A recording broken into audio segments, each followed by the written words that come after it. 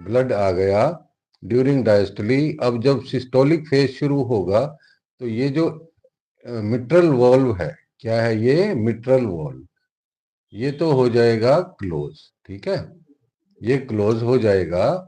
और ये aortic valve है जो एओर्टिक वेल्व, ये ओपन हो जाएगा। ठीक है, तो इसके अंदर जो ब्लड प्रेजेंट है due to systole, due to contraction of the left ventricle, ये ब्लड अब कहाँ जाएगा? ये एओर्टा में आ जाएगा। ठीक है, कहाँ आ जाएगा? एओर्टा में, क्योंकि मिट्रल वॉल जो है ये तो क्लोज हो चुका है, तो ब्लड अब आएगा आगे। तो जो प्रेशर जनरेट होता है इसमें लेफ्ट वेंट्रिकल के अंदर ड्यूरिंग सिस्टली, जो प्रेशर जनरेट होता है उसको कहते हैं सिस्टोलिक ब्लड प्रेशर। ठीक है, ड्यूरिंग सिस्टली लेफ्ट वेंट्रिकल के अंदर जो प्रेशर जनरेट होता है उसको बोलते हैं सिस्टोलिक ब्लड प्रेशर। ठीक है, और नॉर्मली जो है इसको हम कह सकते हैं कि 120 mm है ये। ठीक है, तो आप समझ चुके होंगे कि जब कार्डियक आउटपुट होगा, जब कार्डियक आउटपुट होगा तो उसकी वजह से होता है सिस्टोलिक ब्लड प्रेशर। यही प्रेशर जो लेफ्ट वेंट्रिकल के अंदर है यही ट्रांसफर हो जाएगा कहाँ पर?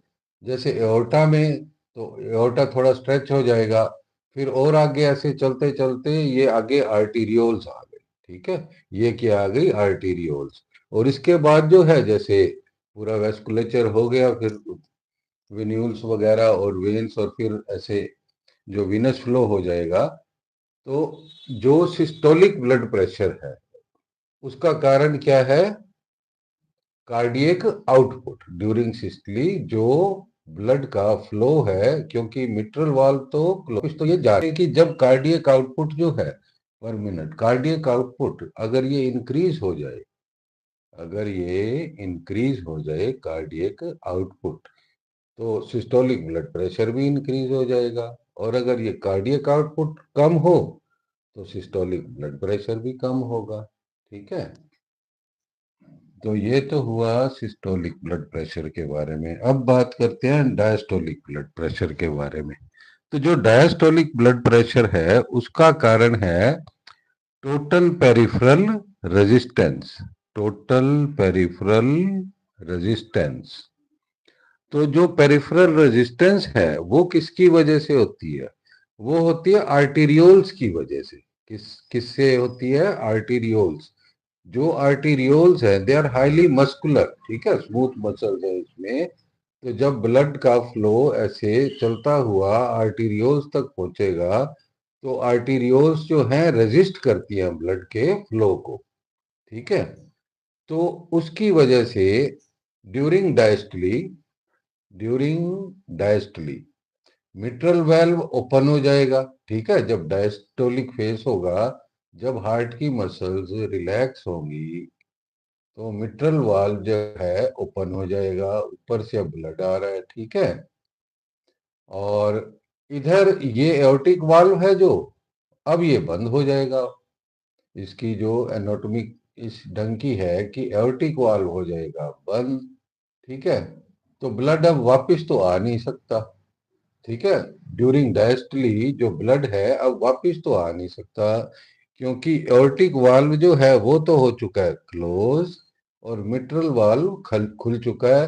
तो इसमें जो है अलग से ब्लड आ रहा है ऊपर से। ठीक है, एट्रियम से। तो अब ब्लड कहाँ जाएगा? आगे फ्लो होगा आर्टीरियोल्स में।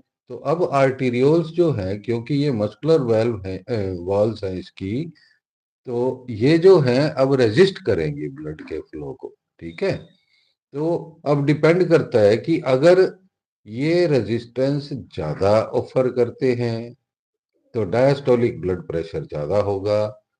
ठीक है, अगर total peripheral resistance if it is more then diastolic blood pressure will be more. If total peripheral resistance is less then diastolic blood pressure is less. ठीक है, क्योंकि जो डायस्टोलिक ब्लड प्रेशर है during the relaxation, during the diastolic phase, that is due to the total peripheral resistance which is offered by the arterioles. ठीक है, ये क्या है? ये हैं आर्टीरियोल्स। ठीक है, तो अगर मान लीजिए कोई ऐसी ड्रग दी जाती है जो आर्टीरियोलो कंस्ट्रिक्टर हो, आर्टीरियोलो कंस्ट्रिक्टर हो, यहां पर इनको कंस्ट्रिक्शन कॉज करे, तो टोटल पेरिफेरल रेजिस्टेंस बढ़ जाएगी। ठीक है, तो उसकी वजह से डायस्टोलिक ब्लड प्रेशर भी बढ़ जाएगा। ठीक है, और अगर कोई ऐसी ड्रग देते हैं जो कि आर्टीरियोलो डाइलेटर है, ठीक है, वेजो डाइलेटर है, तो उससे क्या होगा? आर्टीरियोल्स जो है they will open more, they will offer less resistance, और ब्लड एकदम से आगे फ्लो कर जाएगा वेस्कुलेचर में। ठीक है, तो उससे जो है डायस्टोलिक ब्लड प्रेशर कम हो जाएगा। तो इसमें अभी तक हमने समझा कि जो ब्लड प्रेशर है ये है दो तरह का, सिस्टोलिक एंड डायस्टोलिक। सिस्टोलिक होता है ड्यूरिंग द कॉन्ट्रैक्शन फेज, जिसे कहते हैं सिस्टोलिक फेज, और डायस्टोलिक ब्लड प्रेशर होता है ड्यूरिंग डायस्टली, जो कि रिलैक्सेशन फेज है। तो उस वक्त सिस्टोलिक ब्लड प्रेशर जो है क्रिएट होता है मेजर वेसल्स में, और वहीं से वही जो हम ब्रेकियल आर्टरी में जो अ, जिसको हम देखते हैं। ठीक है, और डायस्टोलिक ब्लड प्रेशर जो है उस वक्त, क्योंकि ये ब्लड जो है पीछे तो जा नहीं सकता क्योंकि ऑर्टिक वाल्व क्लोज हो चुका है, और ऊपर से जो है विनस रिटर्न भी हो रहा है। ठीक है, लेफ्ट एट्रियम से जो ब्लड आ रहा है वेंट्रिकल के अंदर, तो वापस तो जा नहीं सकता, तो मेजर वेसल्स जो है इस एओर्टा जो है इस ब्लड को आगे ही ले जाएगा। ठीक है, और आगे ले जाएगा तो फिर आगे आर्टीरियोल्स हैं जो जिनमें की स्मूथ मसल्स है।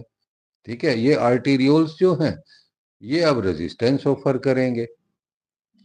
तो डिपेंड कर, तो अब जो रिलैक्सेशन फेज के दौरान, रिलैक्सेशन फेज के दौरान जिसमें कि लेफ्ट वेंट्रिकुलर की अब फिलिंग हो रही है, उस वक्त जो ब्लड प्रेशर जो है इसके अंदर वेसल्स के अंदर, उसका कारण क्या है फिर?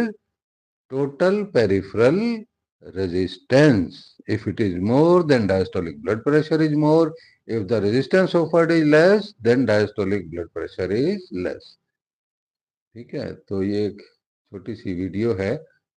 इस नेक्स्ट पार्ट में हम समझेंगे फिर किस और कौन कौन से फैक्टर्स हैं जिसकी वजह से जो फिजियोलॉजी ऑफ ब्लड प्रेशर है वो अफेक्ट होती है। ठीक है, थैंक यू।